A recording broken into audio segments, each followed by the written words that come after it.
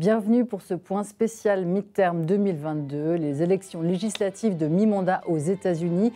Les Américains viennent en effet de renouveler à la fois la Chambre des représentants, l'équivalent de notre Conseil national suisse, et un tiers de leur Sénat, l'égal de notre Conseil des États, plus de nombreux postes de gouverneurs et de secrétaires d'État. Et en quoi, me direz-vous, cette élection du pouvoir législatif américain qui a lieu tous les 2 ans est-elle si importante ? Eh bien parce que cette année, elles se sont transformées, ces mi-termes, en une véritable fausse nouvelle élection présidentielle qui pourrait signer ou pas le grand retour de Donald Trump sur le devant de la scène américaine, bien sûr internationale, 1 an seulement après la prise du Capitole. Jamais d'ailleurs la démocratie américaine n'était apparue autant menacée et l'Amérique aussi violemment divisée. On parle de 2, voire de 3 Amériques qui ne se parlent plus tout simplement et où la violence entre les camps atteint des niveaux inégalés. Tout ça dans un contexte international, faut-il le rappeler, d'une instabilité extrême avec la guerre en Ukraine, l'escalade à Taïwan et les révoltes en Iran notamment. Alors les élections de mi-mandat, on les décrypte pour vous à chaud ce soir dans Le Point. Bienvenue à toutes et tous sur Les Monts Bleus.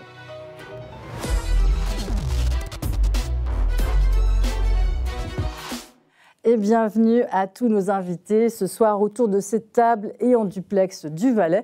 Karen Olson, bonsoir. Bonsoir.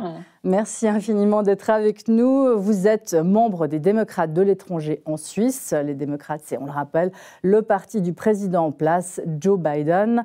Et face à vous, plus ou moins, on va le dire comme ça, Kenneth Weinstein, bonsoir. Bonsoir. Qui nous avait rejoint de Washington, excusez du peu. Merci infiniment, vraiment. Vous êtes, vous, un conservateur, ancien président de l'Hudson Institute, un think tank influent à Washington, proche des Républicains. Vous avez également été nommé ambassadeur au Japon par Donald Trump en 2020, non confirmé. Changement de gouvernement oblige la même année. Frédéric Ancel, bonsoir. Bonjour. Merci infiniment d'être là, vous aussi, notre géopolitologue star, enseignant à Sciences Po Paris et auteur du prix du meilleur livre de géopolitique 2022, Les Voix de la puissance, paru aux éditions Odile Jacob, qu'on voit passer à l'écran. Franck Melwoul, bonsoir. Bonsoir. Merci à vous aussi d'être là. Vous êtes géopoliticien, ancien diplomate du Quai d'Orsay et vous dirigez actuellement I24 News, la chaîne d'information internationale du Moyen-Orient qui émet depuis Israël. Et Philippe Ball, qu'on ne présente plus. Bonsoir. Mais merci infiniment d'être là à nos côtés, comme chaque semaine, Philippe. Et évidemment, ce qui nous intéresse tous, c'est de voir ces résultats. On va commencer par regarder donc les résultats de ces élections pour le Congrès, le pouvoir législatif. 435 sièges en tout qui étaient remis en jeu. L'intégralité de la Chambre des représentants, la Chambre basse. Jusque-là, les démocrates occupaient 220 sièges. Et on voit à l'écran qu'on en est, alors il faut que je le signale, effectivement, on enregistre en léger différé, donc tous les résultats ne sont pas encore tombés. Et donc les démocrates ont perdu quelques sièges à 172 contre 199. Et ça, c'est pour la Chambre des représentants. On voit aussi les résultats pour le Sénat, donc la Chambre haute. Seul un tiers des sièges étaient à repourvoir et pour l'instant, donc, on était à égalité, 50-50. C'était la voix de Kamala Harris qui faisait la majorité pour les démocrates jusqu'à présent. Et pour l'instant, on est effectivement à 48-48. Donc, pour les démocrates et les conservateurs, on va voir, il reste 4 États qui doivent encore tomber. Mais ce qui... Déjà, ce qu'on peut dire, et ce qui est une vraie surprise, franchement, Ken Weinstein, c'est que ce n'est pas la déculottée qu'on annonçait justement pour les démocrates. Qu'est-ce qui a mal marché finalement pour les républicains pour que Joe Biden résiste et tous les démocrates résistent si bien? Non, c'est incroyable. Nous avons d'abord le taux d'inflation le plus élevé depuis 4 décennies. Nous avons une vague de criminalité dans les grandes villes qui, tous les jours dans les journaux, nous avons une crise à la frontière sud et nous avons le président le moins populaire depuis que les sondages ont été créés depuis Harry Truman. Donc, c'était vraiment un moment où les républicains comptaient sur une vague rouge énorme, 30-40 sièges au Sénat et une majorité 52-53 au Sénat. Le problème, en fin du jour, je crois... En regardant les sondages de sortie, on voit que le problème numéro un, c'était l'économie par 31%. Mais la grande surprise, c'était l'avortement était la raison pour laquelle 27% des électeurs se sont mis aux urnes. Et donc, ça a devancé la crise à la frontière qui était à 10%, la criminalité à 11%. Donc, c'est clair, la stratégie des démocrates de mettre l'accent sur l'avortement et sur la décision de la Cour suprême a bien marché dans cette élection. Mais ce qui était intéressant, c'est la question de la démocratie n'était pas dans les 5 grandes questions posées par les électeurs avant qu'ils votent. Donc, mais c'était une nuit assez difficile pour les Républicains, franchement. Même s'ils gagnent, ils peuvent toujours gagner. Et le Sénat, ils vont probablement, presque certainement gagner la Chambre. Alors, effectivement, c'est une résistance exemplaire. Joe Biden a la meilleure résistance pour un président américain depuis 20 ans. Parce que ce qu'il faut dire, c'est que généralement, les midterms sont perdus régulièrement par les présidents américains. Il y a eu 3 exceptions depuis la Deuxième Guerre mondiale. Donc, c'est une très bonne résistance, mais ce n'est pas une victoire complète. Karen Olson, on voit quand même que des candidats ultra-trumpistes ont été réélus, comme J.D. Vance, un sénateur dans l'Ohio, Brian Kemp, gouverneur en Géorgie. Je les cite parce que ce sont des vrais purs et durs. J.D. Vance, c'est un négateur pour l'interdiction de l'avortement, y compris en cas d'inceste et de viol.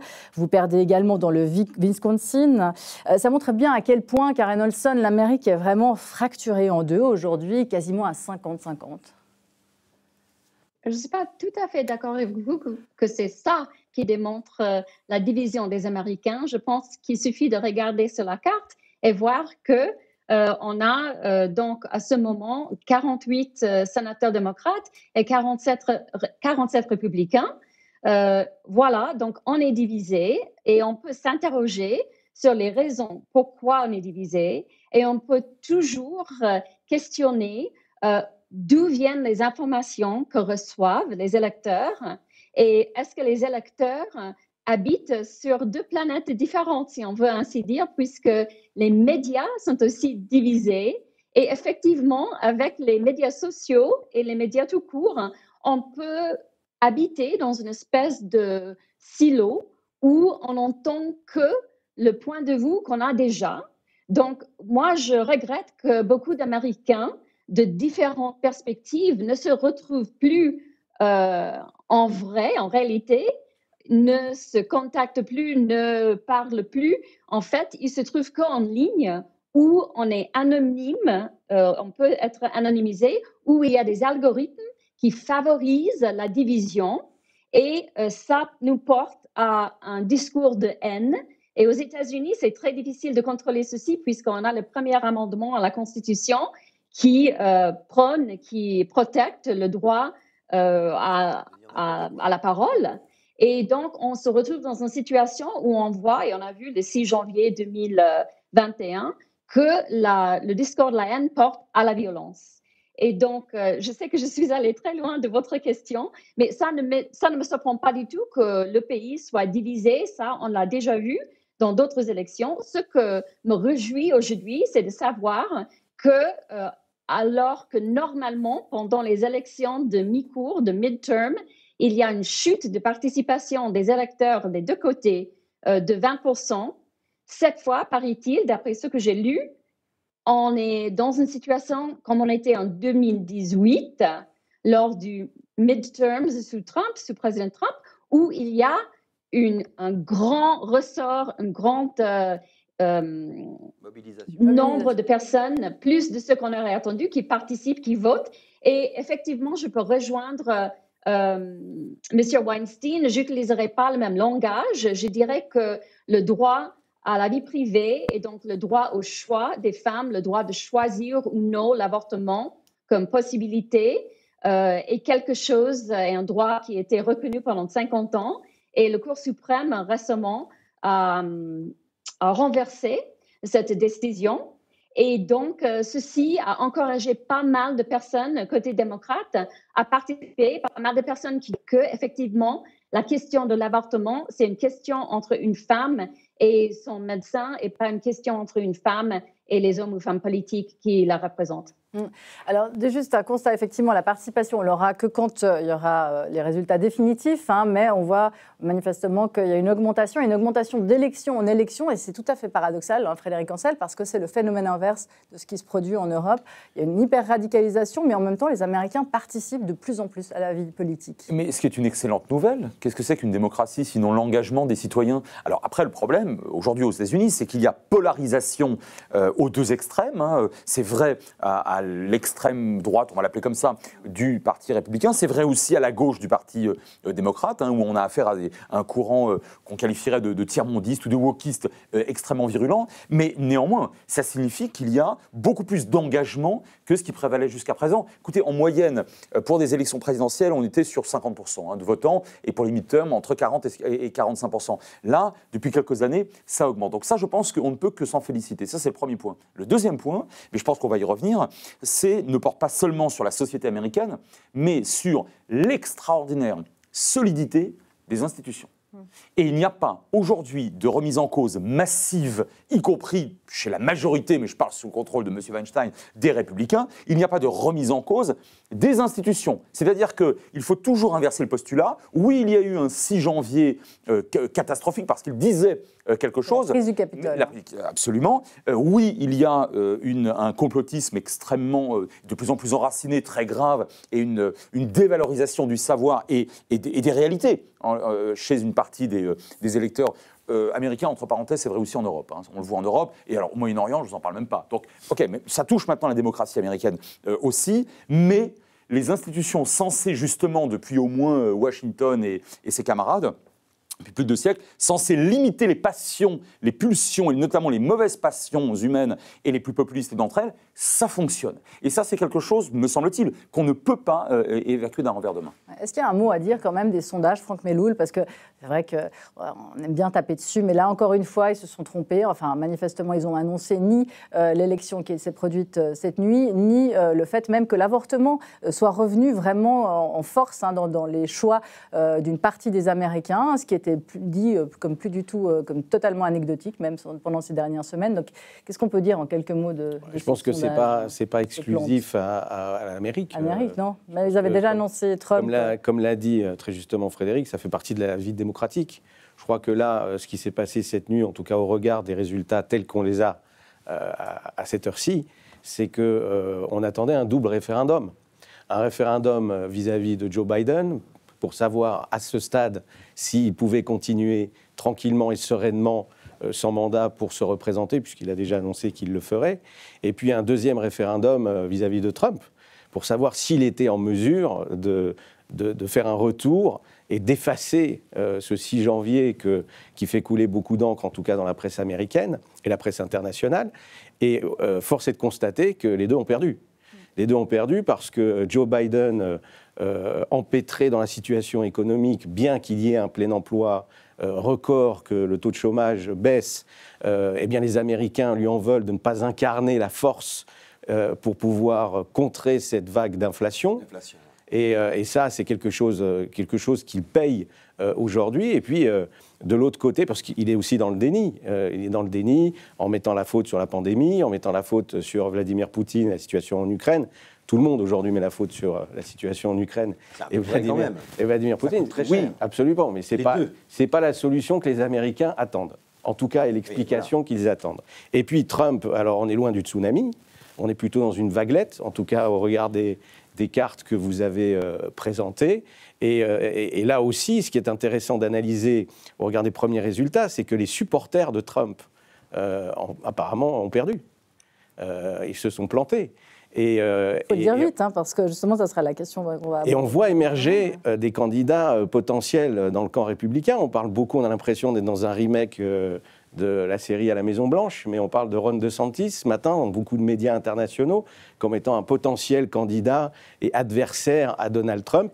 Donc le jeu reste ouvert, pas de blanc-seing à Biden, pas d'espoir pour Trump, à suivre. Oui, mais DeSantis, je vous laisse tout de suite la parole, Philippe, DeSantis, c'est le jumeau de Donald Trump, idéologiquement. Après, il a moins de casseroles, ça c'est encore une autre affaire, mais il est quand même sur la pleine ligne de Donald Trump. C'est pas le même âge. C'est pas le même âge non plus. Il est peut-être moins baroque aussi. Voilà. Non, je pense que, ce qui est intéressant dans cette élection, qu'il n'y ait pas un grand écart entre les républicains et les démocrates, est plutôt une bonne nouvelle pour les deux. Parce que finalement, ça permet à la gauche de Biden, qui est ridicule, woke, tout ce que vous voulez, de se tenir un peu tranquille, parce que les temps sont durs, et à la droite du Parti républicain trumpiste, d'arrêter de faire les imbéciles. Parce que finalement, on est dans une élection où le succès du camp adverse vient de ce qu'il y a de plus dingue dans son propre camp. C'est un peu ça qui se passe aux États-Unis, ce qui se passe hélas aussi chez nous, et ce que Madame a soulevé tout à l'heure, c'est-à-dire la polarisation extrême du débat et l'impossibilité donc du débat à cause des réseaux sociaux, à cause des fake news, à cause de la radicalisation des propos. Heureusement, ça s'est équilibré là aux États-Unis. Je pense que le fait que personne n'ait gagné est plutôt une bonne nouvelle pour les deux partis. C'est bon pour le Parti républicain qui va être obligé de se détrumpiser un peu, et c'est bon pour le Parti démocrate qui va être obligé de se déwokiser un peu aussi. Obligatoirement, parce que l'équilibre est difficile. Quand dans une démocratie, un parti est très majoritaire, elle se bouffe elle-même. Quand il y a trop de majorité dans une assemblée, le pouvoir qu'elle est censée soutenir, cette majorité, elle ne le soutient plus parce qu'elle se critique elle-même, les courants sont trop forts à l'intérieur. Et c'est peut-être une bonne nouvelle pour les États-Unis, et ce qui est une bonne nouvelle pour les États-Unis est une bonne nouvelle pour nous, Européens. Est-ce que vous êtes d'accord avec ça, que le parti va se détrumpiser, en tout cas idéologiquement? Parce ce qu'on constate quand même, c'est que beaucoup de Trumpistes, j'en ai cité deux, mais il y a aussi DeSantis, qui est vraiment en Floride, qui a fait une élection assez exceptionnelle. Il y a beaucoup d'électeurs, justement, qui ont voté pour des candidats qui portent l'idéologie de Donald Trump dans le camp républicain.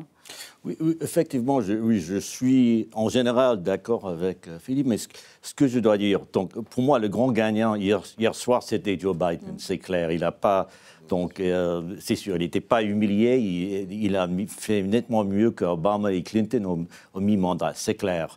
À l'égard de Trump, le problème, c'est que les candidats qu'il a choisis, soit dans le New Hampshire, soit en Pennsylvanie, en Arizona, ils ont perdu. Et peut-être dans la Géorgie aussi, on va voir. Et donc, les républicains auraient dû avoir une majorité claire au Sénat sans ces candidats.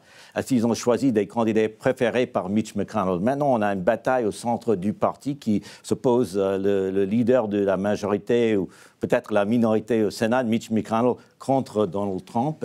Et c'est sûr que la personne tout le monde se tourne les yeux, comme Franck a dit, c'est Ron DeSantis qui effectivement offre le trumpisme sans Trump, c'est-à-dire il reste dans les grandes lignes de Donald Trump, donc qui a vraiment renversé le monde politique en faisant du Parti républicain un parti des cols bleus, des gens défavorisés, qui maintenant gagne des votes quand même chez les hispaniques. C'était plus proche que jamais dans les mi-mandats.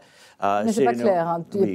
Tous les États, justement, la communauté hispanique n'est pas complètement... en Californie, par exemple, elle est très... Mais c'est plus proche qu'avant, quand même. Quoi qu'on dise, les démocrates ont gagné, mais d'une marge beaucoup moins serrée. Et donc, en vue DeSantis, qui a gagné par 20 points hier, qui a gagné la ville de Miami aussi... Et c'est clair, c'est lui le gagnant. Mais DeSantis n'est pas Trump. C'est un homme qui est très discipliné, qui lit ses dossiers. Il n'a pas le sens d'humeur, il n'a pas la présence de Trump. Mais c'est clair que l'establishment républicain va se réunir autour de Trump, autour de DeSantis, y compris des gens qui ont soutenu avant John McCain, George W. Bush, George Bush. Ils vont tous vont être avec DeSantis et c'est clair que Trump si Trump se présente, et ce n'est pas toujours certain. Moi, je ne suis pas convaincu que Trump se présente. Je crois qu'il sente un peu que... On verra après les pronostics. On verra après les pronostics, mais j'aimerais effectivement encore vous entendre sur la question quand même. Comment se fait-il que le Parti républicain se soit à ce point-là mis dans les mains de l'extrême droite, d'une certaine forme d'extrême droite, hein, parce que là, on parle de DeSantis, hein, mais c'est quelqu'un qui renvoie des charters des migrants à New York pour aller voir comment les bobos réagissent, les bobos, dit-il. Hein. C'est quelqu'un qui part en guerre contre Disney parce que les trouvant beaucoup trop woke, trop LGBT. C'est quelqu'un qui a une ligne extrêmement dure, extrêmement trumpienne. Il y en a de nombreux autres. Comment se fait-il que le Parti républicain aujourd'hui, c'est ça essentiellement? C'est une réaction au wokisme démocrate. Donc, sans que Biden, tout le monde dit que voilà, venez, etc., aux gens du Mexique et de l'Amérique centrale, on n'aura pas la crise qu'on a maintenant, la crise de plus de 2 millions de gens qui ont passé la frontière depuis l'élection de Joe Biden, lorsque c'était un quart de ça dans la dernière année de Trump. Donc, et aussi le wokisme social. Et d'ailleurs, dans son discours, DeSantis a parlé du fait que, voilà, dans notre État, vous allez avoir l'éducation par l'indoctrination qui arrive. Donc, et les parents sont fous furieux. Par exemple, le gouverneur de Virginie, Glenn Youngkin, qui a gagné l'année dernière, qui était le visage, si on veut, de 2021, c'est quelqu'un qui était contre tout ce wokisme dans les écoles en Virginie. Donc, c'est vraiment une réaction et ça se voit. Donc, si les démocrates essaient de se mettre plutôt vers le centre, ça peut changer. Oui, Karen Olson, c'est vrai que ce reproche de vous être, comme démocrate, beaucoup trop gauchisé ou wokisé, même Barack Obama l'a critiqué d'une certaine façon pendant ces dernières semaines de campagne en disant que les démocrates s'occupaient beaucoup trop de questions de société, que ça ne parlait pas à l'électorat. Ce reproche qui vous coûte aussi, par exemple, à New York, quand même, qui est un État républicain. Vous avez perdu un siège à la Chambre des représentants, pas celui de gouverneur. Il y avait une petite tension, mais quand même pour des questions probablement de sécurité qui sont aussi très critiqués par les républicains envers les démocrates. Cette accusation justement de vous être trop wokisé comme parti, ça, vous l'assumez? Écoutez, moi, je suis électrice du Parti démocrate. Je ne représente pas le parti en tant qu'institution. Je peux dire que j'ai travaillé en Floride en tant qu'organisatrice sur le terrain pour Barack Obama en 2008. Et donc, je connais pas mal la Floride. Et puisque vous avez parlé de la Floride, je peux dire que c'est un État où ça bascule parce que c'est une espèce de miniature des États-Unis. Les gens, quand ils sont âgés, viennent de tous les États des États-Unis et ils y vont et ils restent en Floride. Et donc, on a des tendances, des points de vue, des perspectives de tous les Américains. Et donc, ça change d'élection en élection, si c'est républicain, une élection démocrate, l'autre. Et d'ailleurs, ça, c'est le signe d'une démocratie qui est en bonne santé s'il y a ce changement de parti. Donc, voilà, je vois ça comme plutôt positif, même si, évidemment, moi, je ne me sens pas représentée par M. DeSantis et ses points de vue. Quand vous parlez, quand vous évoquez ce mot, parce que je suis aussi, à part que d'être organisatrice de communauté et coach en organisation de communauté, je suis aussi interprète. Et je place énormément d'importance sur les mots.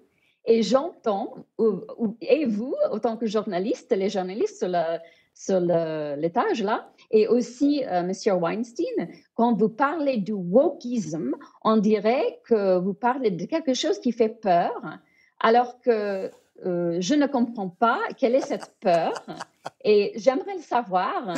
Je ne défends rien, je ne prône rien. Je dis tout simplement qu'avec 300 candidats républicains pendant ces élections de mi-mandat, qui étaient des négationnistes, donc qui croyaient et qui prônaient des théories de complotisme, comme quoi Biden ne serait pas élu justement comme président. Alors, je me demande où est-ce qu'on devrait placer notre peur aujourd'hui? Peut-être c'est plutôt, on dit que les institutions ont survécu. Je suis tout à fait d'accord. On a des institutions très fortes aux États-Unis. Et ils ont survécu à ce négationnisme. Je pense que ça, c'est plutôt quelque chose qui fait peur, pour moi, en tout cas. Je ne sais pas si vous avez perçu que ça fait peur, mais c'est en tout cas un sujet cardinal hein, qui vous a valu effectivement beaucoup de critiques, même à l'intérieur de votre camp, mais qui vous vaut beaucoup de critiques. Et les Républicains capitalisent énormément là-dessus. Bon, on revient encore une fois sur DeSantis, mais lui, il fait beaucoup son programme justement contre les LGBT, contre ce qu'il appelle la déliquescence des mœurs, ce qui rappelle un certain discours quand même russe notamment. Mais enfin, disons que voilà, et donc ça, c'est quelque chose effectivement qui est très présent, qui a été très présent au sein de la campagne et qui l'est encore. Sur la question justement, Frédéric Ancel, de cette solidité des institutions avec un parti républicain qui effectivement est très trumpiste encore, en tout cas dont les membres ont quasiment tous été adoubés par Trump, et qui, voilà, Trump, c'est pas seulement une idée idéologique, c'est quand même aussi justement une remise en question des institutions, une mise en danger aussi des institutions. Comment est-ce qu'on explique ça ? Alors, de sa part, à lui, le personnage, c'est à peu près incontestable. D'ailleurs, la justice américaine est en train de monter un dossier, de monter pas au sens complotiste, hein, d'établir, grande institution, la justice américaine, un dossier à charge.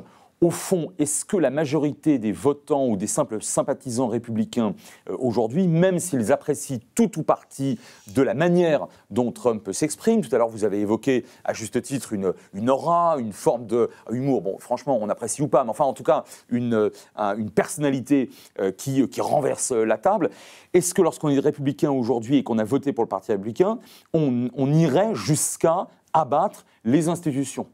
Souvenez-vous du vice-président Pence, qui par ailleurs est un évangélique, ce qui est intéressant, hein, qui a, non pas à lui seul, mais qui a contribué à sauver les institutions. Lorsque le président sortant Trump a exigé une véritable forfaiture démocratique, il s'y est opposé. Alors effectivement, il a pris beaucoup de colibets, beaucoup d'insultes. Oui, mais à la fin des fins, je continue de constater que même au sein du Parti républicain, la majorité des gens ne sont pas prêts à abattre ce qui a fait plus de 200 ans de vie politique démocratique américaine. Et de ce point de vue-là, ce qui a été dit est très juste, les extrémistes de chacun des deux pôles, puisqu'on assiste évidemment à une vie politique très bipolaire aux États-Unis, chacun instrumentalise l'extrémisme de l'autre, qui se trouve évidemment de l'autre côté du pôle, à des fins politiques. Très franchement, c'est pas nouveau et c'est de bonne guerre. Mais encore une fois, et puisque vous me posez avec raison la question de la solidité de la vie politique et des institutions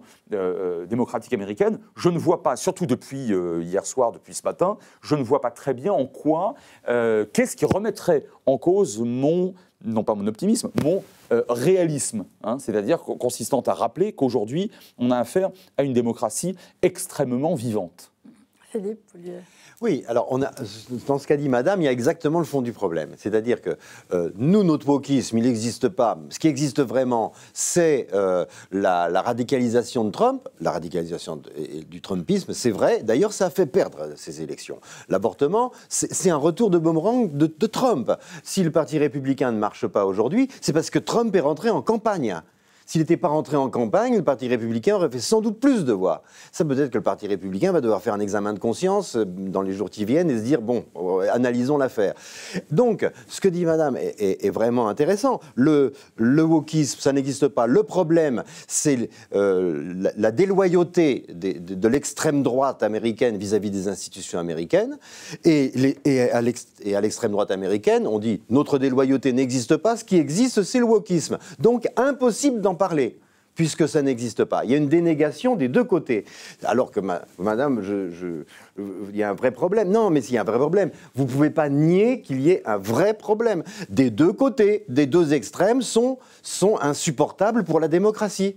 Ces deux expressions des extrêmes, et c'est pareil chez nous, c'est pareil en France. Ça s'est polarisé de la même façon.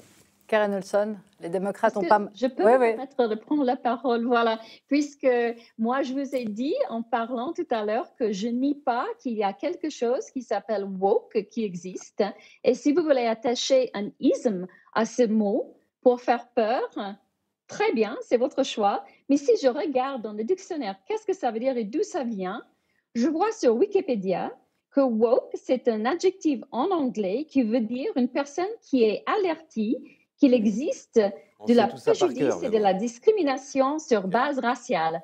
Et puis que ça a été, ça encompasse, ça comprend aussi l'idée des inégalités sociales comme le sexisme, Ça, on a compris. et que ça a été utilisé comme shorthand pour la gauche américaine, pour des idées qui tiennent à l'identité et la justice sociale, et qui prônent le fait qu'il y a un privilège chez les gens de peau blanc et qu'il faudrait des réparations pour l'esclavage des Afro-Américains. Voilà. Autant que démocrate, membre des démocrates à l'étranger, personne qui rentre aux États-Unis 4 fois par an, voilà, cette année par exemple, je n'arrive pas à l'aéroport et trouve une grande foule de personnes qui cherchent à changer mes idées et me tirer à gauche. Par contre, donc je nie pas que ça existe sur des campus, des universités, des personnes qui peut-être prônent des idées d'extrême gauche, ça a toujours été le cas. Par contre, il existe un espèce de cancer, je dirais, qui mange depuis l'intérieur le parti républicain, excusez-moi, et qui fait en sorte qu'on ne peut pas même parler. Si on va nier que le président Biden a été élu, où est-ce qu'on peut effectivement commencer à parler des problèmes qu'on a en commun? Peu importe si je vote démocrate ou républicain, j'ai des problèmes à résoudre. Il faudrait que moi et M. Weinstein, par exemple, se trouvent autour d'une table où on peut parler des intérêts qu'on a en commun et commencer à y travailler dessus, et que nos représentants puissent faire ça. Donc, il faudrait prôner à la cohésion, à l'union, à la communication, et pas à la division. C'est pas ce qui est en train de se produire. Enfin, la question aussi, justement, c'est est-ce qu'il va y avoir des grosses contestations, comme on a connu il y a 2 ans, des grosses contestations de la part des républicains. Kari Lake, qui est surnommée la Trump en talons, avait déjà dit « Moi, je n'accepterai que le résultat de ma victoire », en gros. Oh non, il y aura certainement des personnes qui vont nier les résultats clairs des élections, comme les résultats clairs de 2020 ont été niés par des républicains, comme les résultats d'ailleurs des démocrates de 2016 étaient niés pendant des années par des démocrates. Donc, et ça n'aide pas certainement la légitimité des institutions, de la légitimité de la démocratie. C'est sûr, c'est pénible, mais ça ne va pas être une grande partie du Parti républicain qui va mettre en question ces résultats. D'ailleurs, ces gens qui nient les résultats, ils n'ont pas eu des bons scores hier aux élections. Donc, la grande question pour les républicains, c'est comment surmonter la défaite de 2020 et de se percher vers l'avenir. Et donc, les gens vont poser la question, est-ce que Trump est c'est vraiment le candidat préférable pour nous en 2024 ou c'est quelqu'un d'autre? Et certainement Trump a des atouts, mais il y a d'autres candidats qui ont des atouts avec moins de bagages, c'est clair. Alors on va se poser un peu plus tard la question. Mais sur les conséquences, oui, Karen Olson? Oui, je m'excuse, M. Weinstein. J'ai beaucoup de respect pour vous. J'ai lu votre biographie. Je vois que vous avez fondé un think tank à Washington. Vous travaillez avec ce think tank et je suis ravie que vous faites les études que vous faites, que vous avez fait. Mais vous venez de dire quelque chose qui est faux.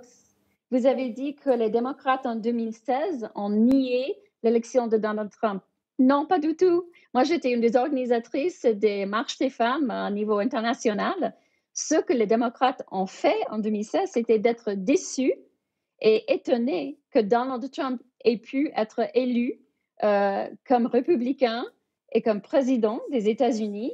Et donc, on a réagi, on n'a pas nié, on a réagi tout de suite en faisant des manifestations quand il y a eu la loi sur les musulmans qui devait être filtrée aux aéroports, par exemple. Voilà, donc on n'a nié rien, on a accepté la réalité et on a agi, on a créé des mouvements pour exprimer notre volonté, tout comme il y a eu le mouvement sous Obama de Tea Party.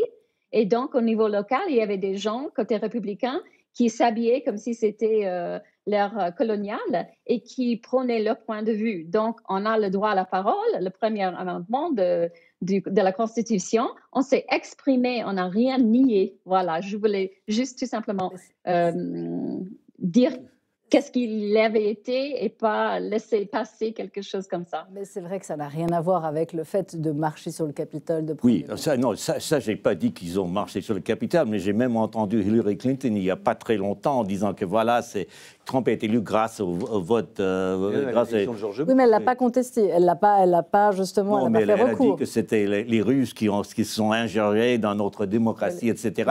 Afin de dire que c'était pas un président légitime, et plusieurs ont fait avec ça avec George Bush, mais c'est tout à fait d'un autre niveau, oui, certainement que Trump. Ça, je nie pas, mais ça, c'est pas mal entendu. D'ailleurs, Stacey Abrams, le candidat pour gouverneur en Géorgie, cette fois-là, elle a admis qu'elle a perdu l'élection tout de suite, pas comme il y a 4 ans lorsqu'elle a refusé d'accepter sa défaite.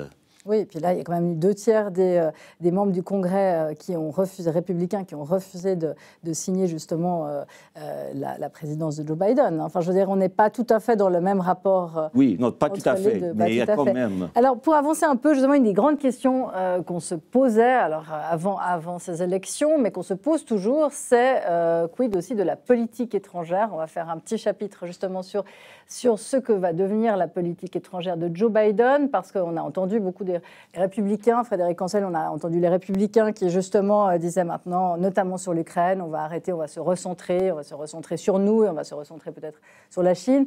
Même Joe Biden a dit maintenant stop, on va laisser entendre, à laisser fuiter que ça serait le moment peut-être bientôt de sonner la fin de la récréation, si j'ose parler ainsi de manière très cynique, avec l'Ukraine. Qu'est-ce qui va advenir justement de cette politique étrangère après ces midterms? Plusieurs choses à rappeler, me semble-t-il. D'abord, les électeurs américains, la politique étrangère, ça n'a jamais été leur variable principale de prise de décision dans l'isoloir. Ça, c'est une certitude. Je vous dirais que pour la plupart des pays, ça se pose de cette manière-là, mais pour les Américains, encore plus. Ça, c'est malheureusement, d'ailleurs, pour Biden, parce que la politique étrangère, pour l'instant, est plutôt considérée, y compris chez les républicains, comme globalement positive. Ça, c'est le premier point. Le deuxième point, la droite du Parti démocrate, qui est représentée aujourd'hui par Joe Biden. Contrairement au contresens qui est fait très souvent en Europe, et alors en France pas en particulier, je parle du pays que je connais le moins mal, c'est la droite du Parti démocrate est la plus interventionniste, la plus passionnée par les questions internationales. Et ça a été vrai tout au long du XXe siècle. Absolument pas les républicains. On fait le contresens parce qu'on se souvient de Bush fils, mais il était avant tout évangélique, born again, mais il n'est pas allé en Irak parce qu'il était républicain. Donc de ce point de vue-là, vous avez aujourd'hui une majorité encore du Parti démocrate qui soutient un interventionnisme non pas à base d'envoi de soldats sur le terrain. Ça, je crois que les Américains n'en veulent plus. En revanche, une politique extrêmement claire, ferme, intransigeante face à la Russie et surtout, plus encore, bien évidemment, face à la Chine, pour des raisons à la fois politiques, sociétales et économiques. Mais c'est vrai aussi d'une grande partie des républicains. Autrement dit, aujourd'hui, au Sénat, puisqu'il faut rappeler quand même à vos téléspectateurs que le Sénat, c'est l'outil institutionnel fondamental en matière d'affaires étrangères et de défense. Bon, aujourd'hui, un Sénat à 51-49 ou 52-48, peu importe, en réalité, sera un Sénat qui, pour l'essentiel, à mon avis, je peux me tromper, pour l'essentiel, soutiendra la politique ferme, certains l'appellent intransigeante, je l'appelle ferme, de Joe Biden, à la fois sur l'Ukraine, face à la Russie, face à la Chine, ça j'en suis absolument convaincu. Il n'y aura pas l'épaisseur d'un papier de cigarette, entre la plupart des républicains et des démocrates là-dessus, voire peut-être sur les questions moyen-orientales. Je laisserai mon ami Franck Mellul en parler, mais je pense que sur les 2 très gros dossiers les plus chauds, les plus contemporains, les plus brûlants, Joe Biden ne devrait pas être réellement inquiété sur ce volet de sa présidence. Mais encore une fois, je le répète, ce n'est pas le volet que favorisent les électeurs américains. Franck Mellul, est-ce que vous partagez ça? Donc on va continuer effectivement à soutenir le plein soutien à l'Ukraine et puis une intervention dont on voit mal le contour d'ailleurs de l'intervention de Biden au Proche et au Moyen-Orient. Il y a 2 choses. D'abord, il y a la perception domestique. On vient de parler, Frédéric. Je crois que je suis tout à fait d'accord avec lui, la politique étrangère n'est pas la préoccupation première lors d'une élection. Là, on a bien vu que même l'inflation venait devant les questions de sécurité, d'avortement ou même d'immigration clandestine qui d'habitude sont très présentes dans le débat public à la veille d'élections aux États-Unis. Mais il y a la perception internationale par rapport à ce que font les États-Unis aujourd'hui. Et je crois que maintenant, on peut dire très clairement que le retrait afghan a été digéré, que la position de l'administration Biden sur Poutine et sur l'Ukraine est totalement validé par la majorité de la population américaine. Toutefois, dans la région qui me préoccupe, et je crois même que sur la Chine, les Américains sont tout à fait d'accord de mettre un focus sur la relation avec la Chine. Alors après, on peut avoir une position soft en voyant la Chine comme un rival, et on peut avoir une position hard en voyant la Chine comme un ennemi. Ça, c'est suivant où on se positionne sur l'échiquier américain. On a de la peine à voir la position justement américaine sur les révoltes en Iran, sur la Alors question, sur les questions qui embrasent la région aujourd'hui. Il faut comprendre quand même que ça a été dit à plusieurs reprises qu'on est face à une Amérique divisée. Et la perception pour beaucoup d'analystes et de commentateurs, en tout cas ça fait couler beaucoup d'encre dans la région où je me trouve, c'est qu'une Amérique divisée est une Amérique affaiblie. Et donc une Amérique affaiblie est une Amérique moins interventionniste. Et autant les pays du Golfe, Israël, les pays de la région ont accueilli les accords d'Abraham initiés par Donald Trump comme une aubaine. Et on voit bien une nouvelle dynamique qui est en train de s'installer avec un nouveau Moyen-Orient. Mais dans ces pays où je bouge beaucoup, il m'est rapporté à très haut niveau que le manque d'implication de l'administration Biden inquiète. Et elle inquiète. Donc quand ces pays-là sont inquiets, il ne faut jamais perdre de vue ce qui est derrière les accords d'Abraham. C'est d'avoir décidé un jour qu'il valait mieux avoir un allié fort qui est Israël avec des pays arabes, que plutôt de continuer dans le statu quo et de tourner le dos à Israël. Pourquoi ? Parce qu'il y a un intérêt stratégique commun. Quel est cet intérêt stratégique commun ? C'est l'Iran. Et donc on voit bien aujourd'hui que les États-Unis, l'Europe sont en train de se tourner vers l'Iran en essayant de dealer sur la question iranienne, sur la question nucléaire iranienne, ce qui est complètement à contre-courant avec ce qui se passe dans le Golfe et dans la région, puisque pays du Golfe et israéliens, eux, sont dans l'affrontement avec l'Iran, en tout cas l'écartement de l'Iran de la région, et on parle même d'organiser une espèce d'OTAN dans la région sans les États-Unis. Ce qui a provoqué d'ailleurs au début de l'été une visite impromptue du président Biden, en tout cas accélérée, pour essayer de calmer les esprits. Mais le président Biden n'a pas fait de grandes annonces durant ce voyage. Et surtout, lors de son passage en Arabie Saoudite, il a dû faire face aux caprices des Saoudiens. Et là, les caprices des Saoudiens actuellement avec la question du pétrole compliquent la tâche de l'administration Biden. Donc, oui, sur ce qui se passe en Ukraine, oui, sur ce qui peut se passer en Chine, grand question mark sur la relation entre les États-Unis et le Moyen-Orient. Peut-être que maintenant, l'arrivée de Benjamin Netanyahou à la tête de l'État d'Israël va changer les choses, va redistribuer les cartes. De droite dure aussi. Voilà. Je crois qu'il y a effectivement une relation à repenser, pas seulement avec Israël, mais aussi avec les pays du Golfe. Donc Israël n'est pas très content des résultats aujourd'hui, de voir la non-victoire, on va dire ça comme ça, des républicains. Je ne pense pas qu'il faut le présenter comme ça. Je pense qu'encore une fois, républicains ou démocrates, Israël a toujours su composer. Il y a eu des relations d'hommes, mais même si les relations d'hommes parfois ont été compliquées, Israël et les États-Unis se sont toujours vus comme des alliés stratégiques. La seule question qui compte est de savoir si cette alliance stratégique aujourd'hui est plus pertinente ou tout aussi pertinente que l'alliance avec les pays du Golfe dans le cadre des accords d'Abraham. Ken Weinstein, justement une question, parce que c'est le mouvement évangéliste qui pousse beaucoup dans le parti républicain derrière Israël.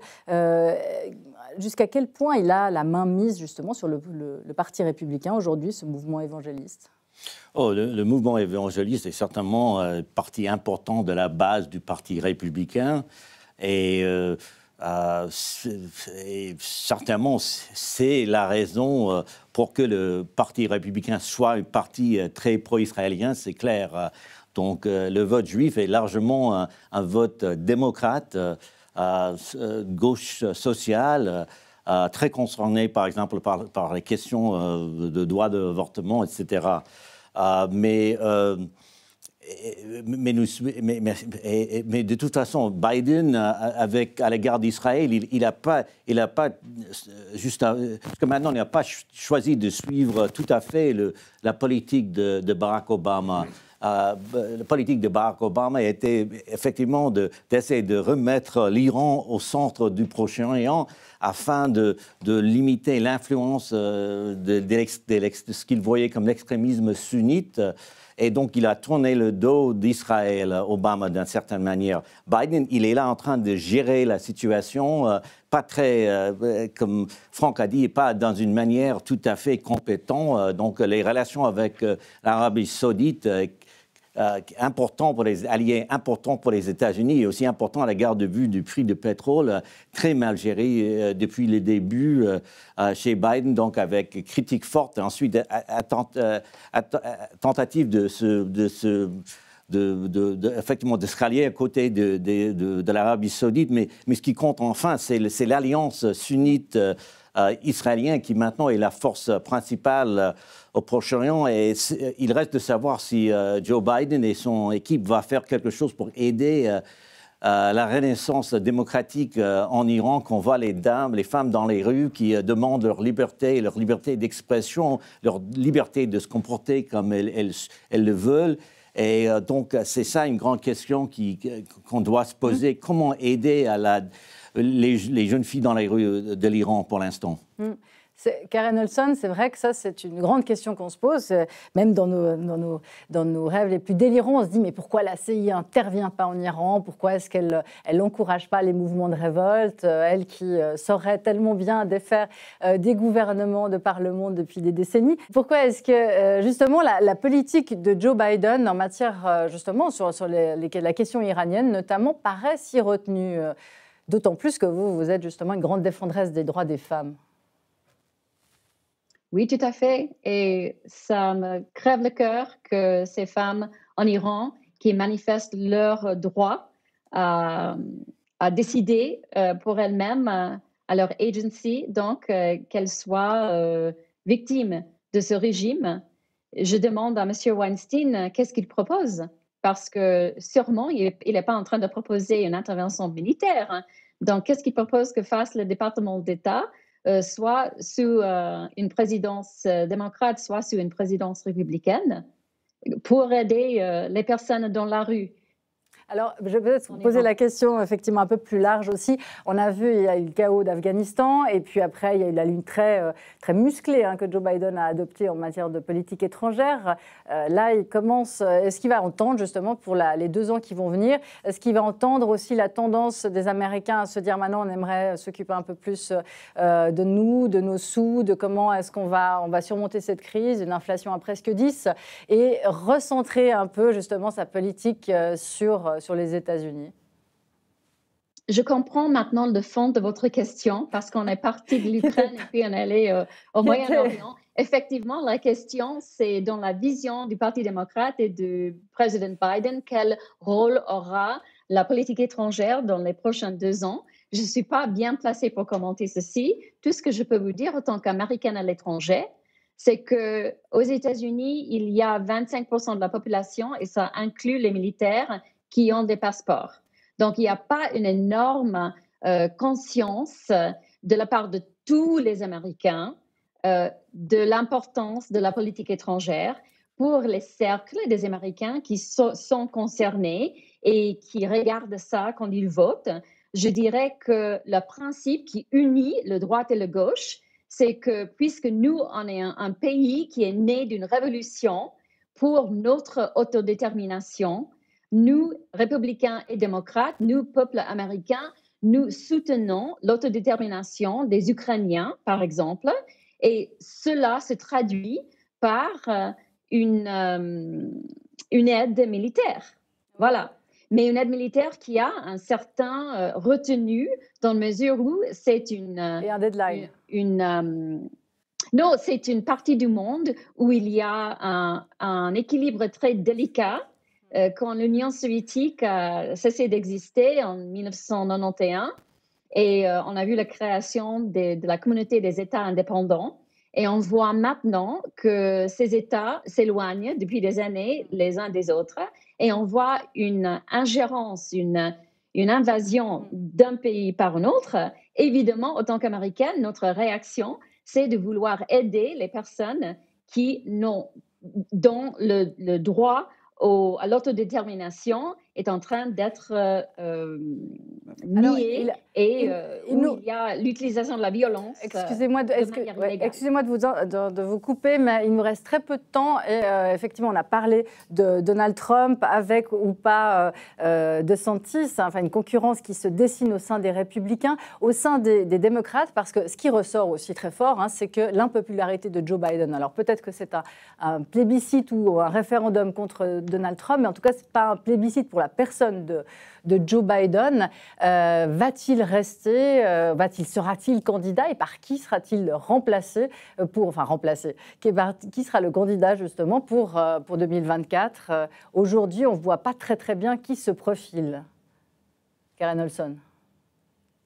Ah, c'est une question pour moi. Ouais. Alors, qui sera le candidat? Je poserai la question aux autres, mais évidemment, vous êtes la principale intéressée, parce que vous êtes démocrate. Évidemment, je m'intéresse à qui sera le candidat des deux côtés. Et effectivement, aux États-Unis, les élections commencent très tôt et l'organisation de l'élection, donc les personnes qui veulent se candider le savent déjà. Si je ne me trompe pas, ce n'est pas le moment d'en parler puisqu'on n'a même pas encore les résultats des mi-mandats. Ok, mais quelle personnalité Il nous reste très peu de temps, c'est pour ça que je vais un petit peu à la hachette, mais il nous reste très peu de temps.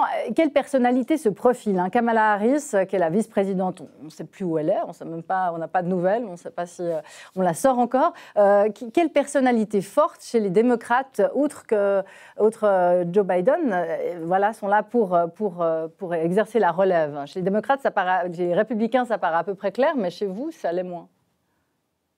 Pour le moment, le Parti démocrate, comme vous venez de commenter, est uni derrière Joe Biden. Il est le président et on aura le temps dans les prochains 2 ans à voir comment les choses se développent. OK.